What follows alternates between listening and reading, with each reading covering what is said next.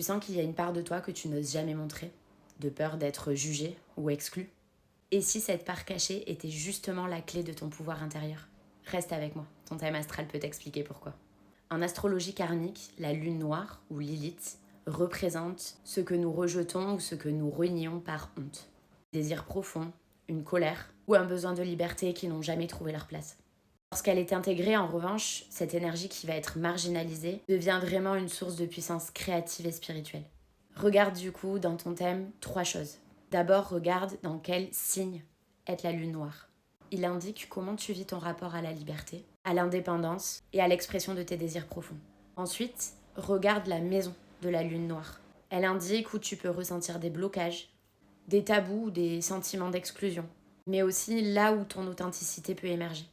Enfin, tu peux regarder la maison de la planète maîtresse du signe de Lilith. Elle révèle comment et où intégrer cette puissance sombre pour la transformer en force constructive. Je vais comme d'habitude maintenant te montrer un exemple concret sur un thème astral généré via AstroThème. La lune noire ou Lilith est représentée par ce symbole. Ici, on peut voir qu'elle est dans le signe du Gémeaux au tout début de la maison 12. Le signe du Gémeaux est gouverné par Mercure. Et on voit que Mercure, hop, est juste ici, sur le cuspide entre la maison 11 et la maison 12. Dans le cadre de l'exemple, on va partir du principe que Mercure est du coup intégré à la maison 12. Pour ce qui est de Lilith en Gémeaux, la honte va toucher du coup tout ce qui va être la parole, les idées ou même la curiosité. La peur ici reflète l'idée d'être perçu comme instable ou superficiel ou d'exprimer certaines pensées taboues. En maison 12, ces blocages vont se jouer principalement dans l'inconscient, dans le silence ou dans les secrets de famille. Il y a un sentiment d'être invisibilisé ou incomprise. Le potentiel de transformation peut passer donc par l'écriture intime, la méditation ou la thérapie spirituelle.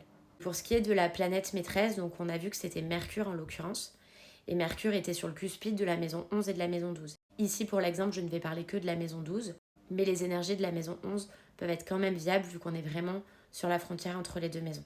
Donc ici, l'intégration va passer par des pratiques introspectives, des rêves lucides, des études ésotériques, un journal créatif. C'est vraiment en explorant le monde intérieur que la voix va être vraiment réconciliée et libérer son pouvoir.